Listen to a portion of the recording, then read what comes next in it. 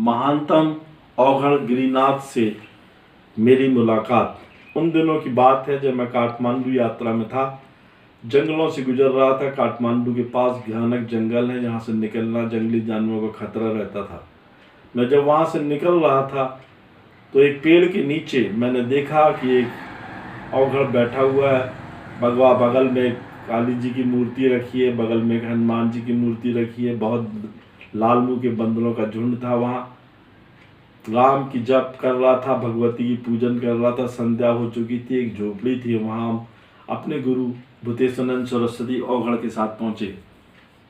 उन्होंने आवाज़ दी हमारे महाराज को, हमको। हम वहाँ पे गए। हमने बोला कि आप क्या कर रहे हैं यहाँ जंगलों में? यहाँ तो कोई आता जाता भी नहीं है, फिर आपके खाने की व्यवस्था कैसी होती है? उन्होंने कहा भी रुक जाओ, मैं आपको बताता हूँ। संध्या हो रही थी। उन्होंने कुछ आवाज़ दी। बंदर विभिन्न प्रकार के फल लेके दौड़ के वहाँ चले आए।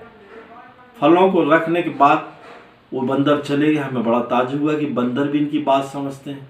यदि इंसान पवित्र हो, उन्होंने कहा, अंदर परमात्मा का नाम हो, उसके को ज्ञान की प्राप्ति हो चुकी हो, शुद्ध आत्मा हो, तो हर एक जीव जंतु भी इसकी सेवा करते हैं। ऐसा औघड़ गिरिनाथ ने हमको बतलाया। हम बड़े ताज्जुब में थे। महाराज को हमको उन्होंने रुकवाया। वहीं पत्तों के बीच में हम रात को लकड़ियाँ काट के रात काटे। उन्होंने और गुरु ने कुछ ज्ञान की बातें की।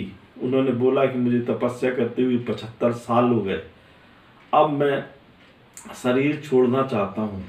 मैंने उनसे पूछा कि महाराज आप इतने बड़े ज्ञानी हो तो आप मुझे कुछ ज्ञान की बात तो बताओ। उन्होंने एक ज्ञान का रहस्य बतलाया। संसार में दो प्रकार के ज्ञान होते हैं, एक विज्ञान का ज्ञान और एक अध्यात्म का ज्ञान। अध्यात्म का ज्ञान बहुत जरूरी होता है क्योंकि विज्ञान यहीं खत्म हो जाता है, उसके बाद अध्यात्म चालू होता है। अध्यात्म वो है जो आत्मा को परमात्मा से लीन करने की बात करता हो।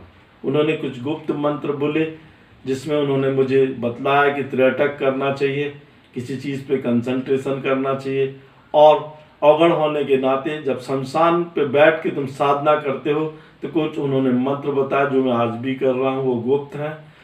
उससे आपको वो रास्ता मिल जाएगा जहाँ पर आपको जाना है। मैंने देखा कि वो व्यक्ति इतना विशाल पर्सनालिटी होने के बाद भी काफ़ी यंग दिख रहा था। लोगों को देखने के बाद भी ऐसा लगा। मैंने बोला आप कितने सालों से इंसानों से नहीं मिले? बोले मैं रहने वाला उत्तर प्रदेश बनारस का हूँ। ज्ञान कुंज से आके मैंने अपनी यहाँ साधनाएँ की हैं। महागुरु के आशीर्वाद से मैं यहाँ तक पहुँचा हूँ। मैं कुछ जानता हूँ, तुमको बताना चाहता हूँ। उन्होंने मुझे गुप्त ज्ञान दिया। भूतेश्वरानंद सरस्वती औघड़ मुस्कुरा रहे थे। बोले ये बालक आगे हिंदुस्तान का सर्वश्रेष्ठ औघड़ होगा और उच्चित स्थान को प्राप्त होगा। ये काम क्रोध मोह माया से दूर होगा। न इसे कोई आश्रम की चाह होगी, न पैसे की चिंता।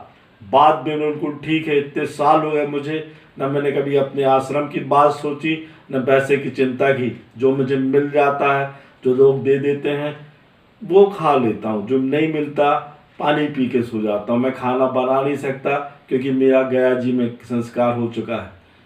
उन औघड़ का आशीर्वाद आज भी मेरे साथ है। मुझे ऐसा लगता है जब मैं उन्हें याद करता हूँ, वो उन्होंने समाधि ले ली, तो भी मुझे ऐसा लगता है कि मैं आज उनके पास हूँ। संसार में कितनी बड़ी विचित्र चीज़ें होती हैं कि लोग पाखंड के नाम से पैसा दौलत इकट्ठा कर रहे हैं। वो बोलते थे कि मरते समय कुछ जाता नहीं है, यही सब रह जाता है। ये जो काया है 5 तत्वों की, यही मिट जाती है। सूक्ष्म शरीर जो आत्मा के साथ होता है वो परमात्मा में लीन हो जाता है। उनका ये कहना बिल्कुल सत्य है। हम अपने शिष्यों को यही बोलते हैं कि ऐसा कोई भी गलत काम मत करो जिससे कि आपकी आत्मा आपको गवाह ना देती हो।